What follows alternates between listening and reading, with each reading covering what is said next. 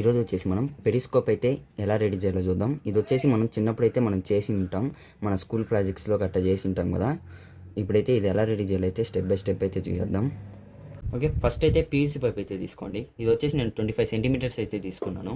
తర్వాత వచ్చేసి ఈ పీవీసీ పైప్ తగ్గట్టు ఒక ఎల్బోస్ అయితే ఒక 2 అయితే తీసుకోండి. కరెక్ట్గా ఫిట్ అయ్యేటట్టు అయితే తీసుకోండి.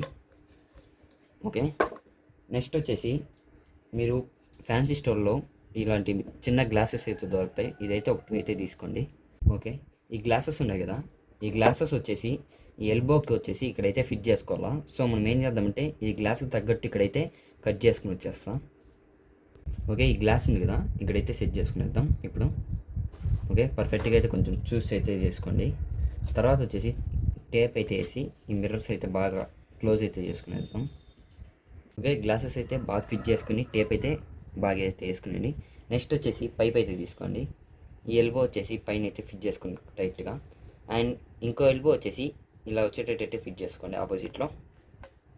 చూసారు కదా, ఒక ఎల్బో వచ్చేసి లెఫ్ట్ సైడ్, ఒకటి వచ్చి రైట్ సైడ్ అయితే ఫిట్ చేసుకునేసింది. అంటే ఇప్పుడైతే ప్రాజెక్ట్ కంప్లీట్ అయిపోయింది. ఇప్పుడైతే టెస్ట్ చేద్దాం.